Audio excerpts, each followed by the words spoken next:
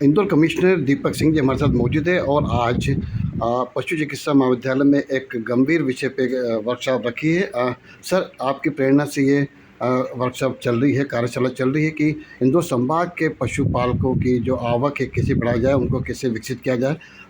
किस मंशा के साथ में ये कार्यशाला की गई और अभी तक जो आपने देखा है, क्या लगता है इंदौर संभाग में कितनी संभावनाएं पशुपालकों की आय बढ़ाने की?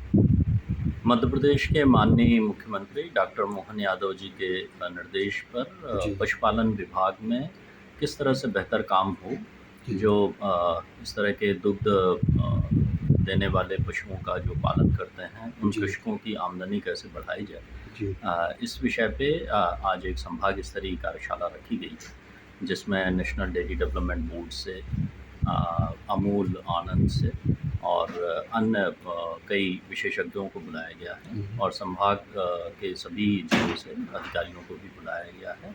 उद्देश्य ये है कि भारतवर्ष में जो उन्नत तकनीक का उपयोग हो रहा है या कोऑपरेटिव सेक्टर के माध्यम से सीधे जो मिल्क प्रोड्यूसर हैं और जो कंज्यूमर हैं उनके बीच एक सेतु बनाया जा रहा है, उसको किस तरह से बेहतर हम क्रियान्वयन अपने इंदौर संभाग में कर सकते हैं, इन सारे विषयों पर बात होगी।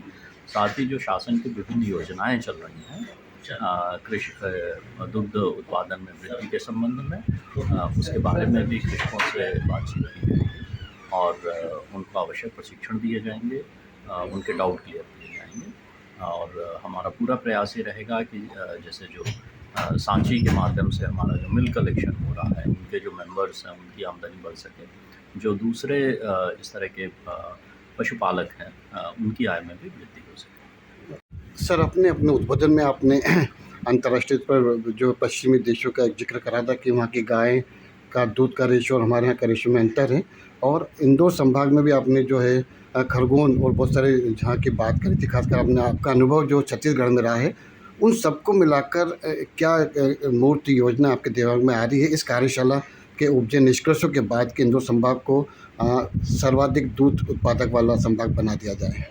पहली बात तो ये है कि गाय को लेके हमारी जो एक परंपरा है, एक मैथोलॉजी है कि गाय हमारी माता है, कामधेनु जो है समुद्र मंथन से निकली, जी। तो उनके प्रति जो हमारा एक सम्मान है, उसके लिए जो व्यवस्था करनी है, एक तो वो विषय है जी। जिसको जी। कि हमको ध्यान रखना है।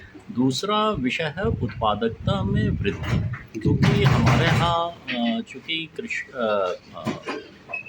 जो गाय हैं या भैंस हैं, इनकी संख्या बहुत अधिक है, हम्म। इसलिए हमारा उत्पादन तो ज़्यादा दिख रहा है। जी। लेकिन अगर हम उत्पादकता की अगर बात करते हैं, हम्म। तो उत्पादकता में बहुत काम करने की आवश्यकता है। दूसरा ये विषय है। जी। तीसरा जो विषय है कि कई बार जो पशुपालक हैं, जी। उनको उनके जो दुग्ध उत्पादन है उसका उचित मूल्य नहीं मिल पाता है, क्योंकि जो बीच के लोग हैं वो मुख्य फ़ायदा ले लेते जी, हैं। बिचौलिए तो वाले। जो कोऑपरेटिव सोसाइटीज़ के माध्यम से जिस तरह से गुजरात का मॉडल है या दूसरे प्रदेशों ने इसको अपनाया है, मध्य प्रदेश में भी वो हो जी। रहा है, जी। जी। लेकिन उसको और कैसे और बेहतर किया जा सके, नए मिल्क रूट बन सकें। जी। जो हमारी सांची जो कोऑपरेटिव सेक्टर में काम कर रही है, उसका जी। जो कलेक्शन है उसको बढ़ाया जा सके, जी। किस तरह से वैल्यू एडिशन किया जा सके प्रोसेसिंग करके, इन सब विषयों पर मैंने विषय रखा है, जी। जिस पर हम लोग प्रयास करेंगे कि आगे हम कार्य कर सकें। कि आपने अपने वक्तव्य में जिक्र किया कि मुख्यमंत्री जी ने पिछले दिनों सांची में आपसे चर्चा करी, इस विषय को काफ़ी गंभीरता से ले रहे हैं। मुख्यमंत्री जी का क्या सोचे कि युवाओं को किस तरह इसमें आगे आना चाहिए और किस प्रकार संभाग को उच्च स्तर पर ले जा सकते हैं? पशुपालन एक ऐसा विषय है जो भारतीय सभ्यता और संस्कृति का अंग रहा है। ऋग्वेद में इसका उल्लेख है। आर्य जी। संस्कृति हमारी पशु पालन प्रधान एक संस्कृति जी। थी। वर्तमान में बहुत सारे ऐसे देश हैं जिनकी अर्थव्यवस्था दुग्ध उत्पादन पे है। जी। भारतवर्ष में अनेक स्थानों पे बहुत ही अच्छी प्रोडक्टिविटी और उनके प्रोसेसिंग और उनके मार्केटिंग के अरेंजमेंट्स हैं।